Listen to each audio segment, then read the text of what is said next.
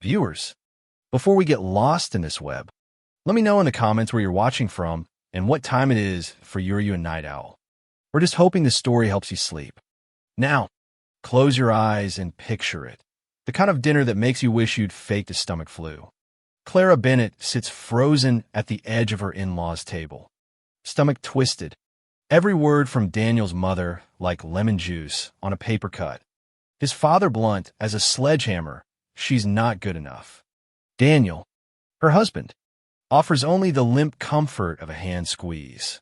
It's as if he's auditioning for the role of absent spouse on reality TV. And sadly, he's a shoo-in. Later, alone, Daniel hands her a glass of water, his smile stretched too thin, and Clara, still reeling from the dinner, barely notices the chemical aftertaste.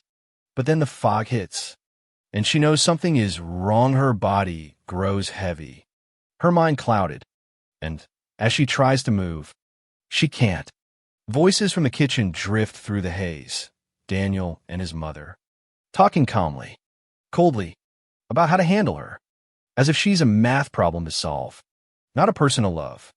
The truth slams her. This wasn't awkward family drama. It was a setup. Her breath rasps in her throat, but her scientist's brain refuses to shut down. She focuses on Daniel's hand, how he moved it near her drink, remembers the metallic tang, sees something fall from his pocket, a small, battered key, glinting beneath the table. That odd key, she realizes, is her only anchor as her world tilts sideways. With monumental effort, she grabs the key as Daniel turns away. She staggers to the bathroom, cold tiles biting her feet, locks the door, and clings to the sink. Her reflection is pale, but her eyes, beneath the fear, start to harden. Not like this. She whispers, jaw tight. If this is a test, it's not one she's planning to fail. Outside, she hears Daniel's voice, practiced concern dripping from every word.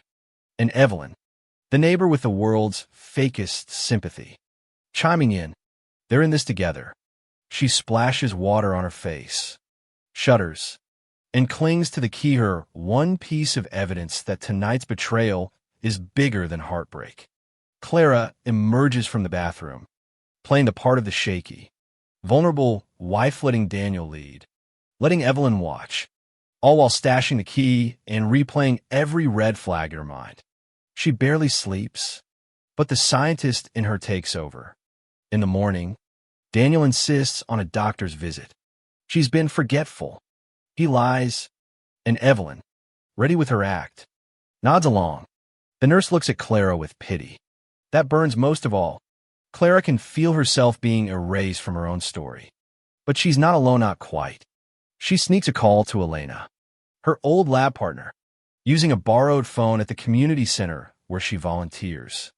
Elena doesn't just believe her, she connects Clara to Tom Reed, a wiry investigator with the instincts of a fox and no patience for slick men in suits.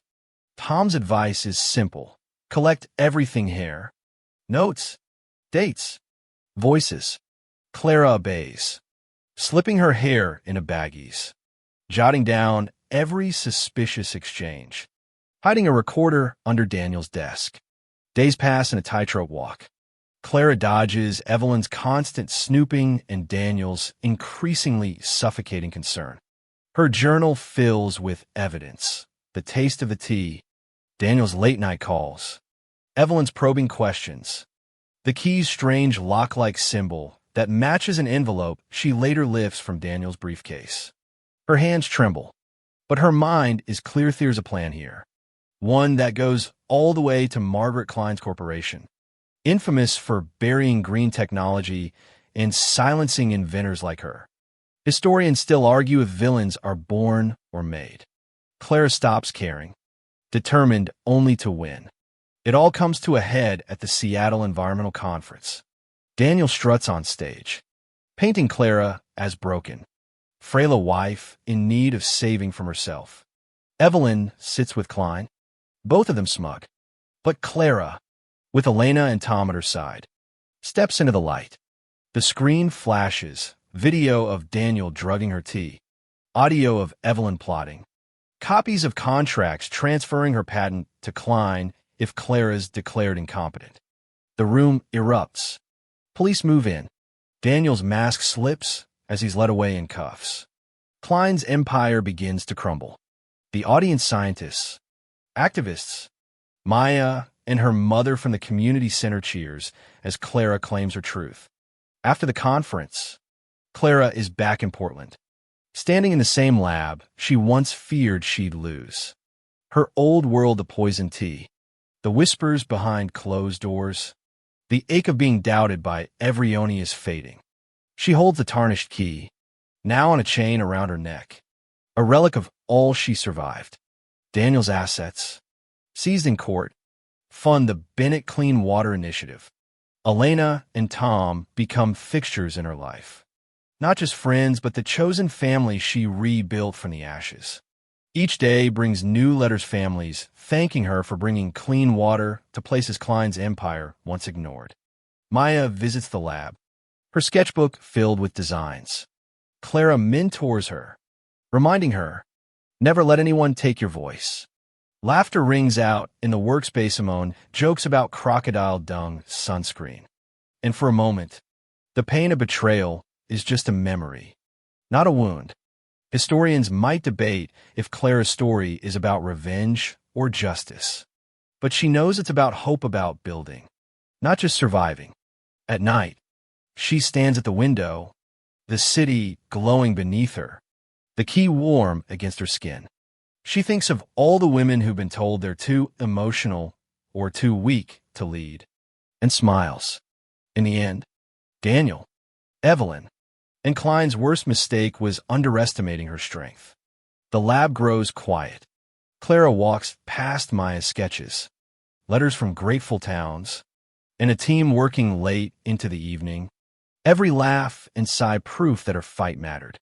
She closes her eyes, the night breeze soft on her face, and lets herself believe in gentle things again. Her story, forged in fire, becomes a promise. Your voice is your strength, never let it be silenced.